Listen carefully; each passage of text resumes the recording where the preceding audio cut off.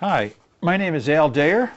I'm with Mickey's Bait and Tackle from Syracuse, New York. We've been in business for over 50 years, and we sell a lot of jigs. We sell a lot of spinners, the traditional lures that fishermen have been using for a century or so anyways.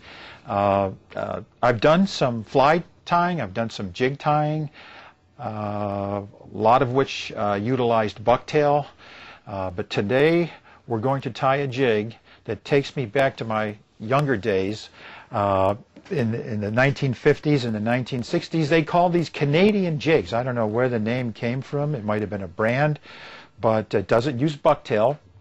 It uses instead chenille, which is made from cotton and comes in many different colors and sizes. We use these for making woolly worms and woolly buggers as fly fishermen. And it's a great little material. And don't restrict yourself to just one color. Trust me when you're tying these. We're also using saddle hackle from the Rooster. And again, this comes in many dyed forms. And the color would be brown for today's pattern. And it kind of looks like a crayfish when you think about it. The jig head that we use, very important, is a collarless jig head. It has no collar associated with it whatsoever. The difference being that with the collar on the jig head, it's easy to facilitate bucktail when you adhere bucktail to the actual jig head. But with this, it's almost like we're tying a fly. Well, we are in essence tying a fly. So it's a lot easier if you tied this particular Canadian jig with a head that does not have a lead collar, which would usually be right about there. This is plain shank hook all the way, from the bend all the way to just behind the actual head of the jig head. And there's a lot of different styles of jig heads too as well. This happens to be a walleye style head, and this happens to be a teardrop style. We could use either one because they are collarless. So what the first thing I'm going to do is I'm going to start my thread, and I'm using a rather heavy nylon, a flat wax nylon, probably about a size 3/0. I'll start by wrapping over itself, get the thread established immediately, wrap right along down the length of the shank, get rid of my tag, and then I'm going to take two saddle hackles, a pair, matched pair, and I'm going to make tails from these.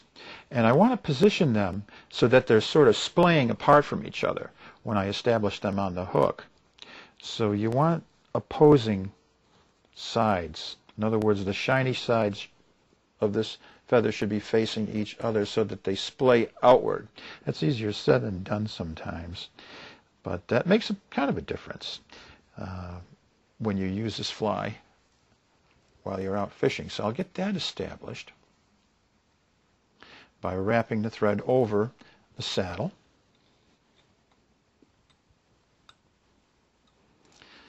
Okay.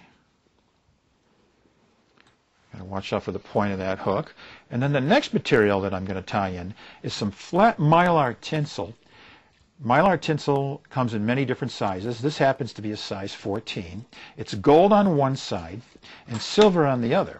And you could tie it in depending upon which color you'd like to show. In this case, I think we're going to try to get the gold to show itself. So I'm going to tie it with the silver facing towards the ceiling, so that when I do wrap it, it will be the gold that we get to see, because I think the gold matches the colors that we're going to be using a little nicer. Okay. Once I get that established, then I can take my chenille. I'm going to use an orange chenille, and we strip away the bottom of the chenille, revealing a thread core. Chenille is like a pipe cleaner.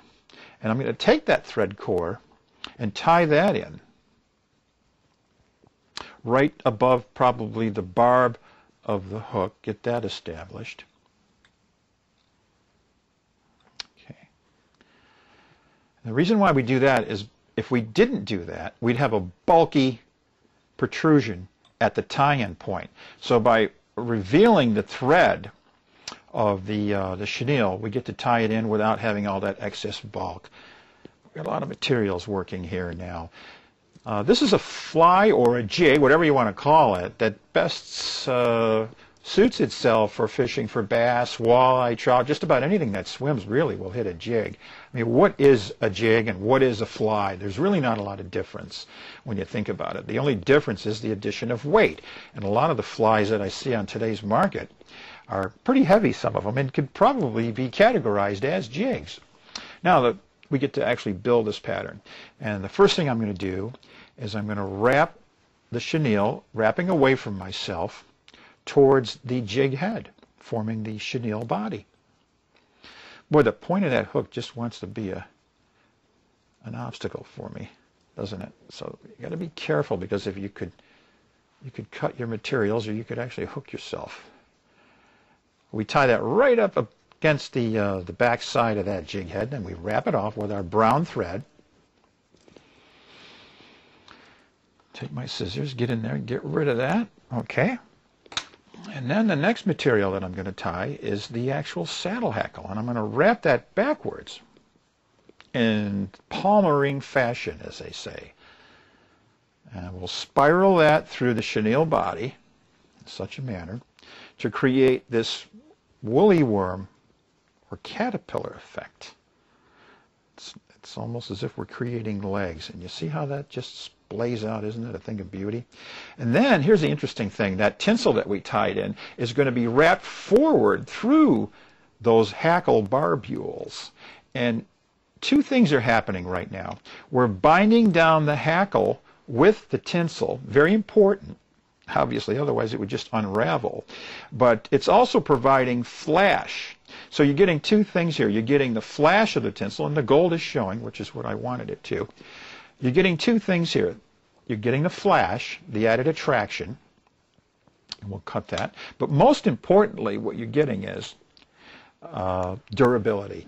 When a fish hits this, what's going to happen is the teeth from any fish, any good game fish, whether it be a trout or walleye or a bass, can actually break the delicate stem of the saddle unless it were fortified by some means of tinsel. You could use wire, whatever. But this is really the Canadian jig in all its glory. Now we just have to form a little collar behind the head, tie it off. I'll whip finish this by hand. And about 3 or 4 times is good. So I'll take my needle, and we'll just pull that like that. Give it a little tug, cut the thread, and then all we have to do is add a little head cement, and that'll just seal the deal. Okay, good. And there you have it. That is one Canadian jig. It's quite a fish getter. Well, thanks for being here with me and all the folks at Mickey's Bait and Tackle. And try these. Try them in different colors, different sizes, and I think you'll like them. Alrighty. Happy fishing.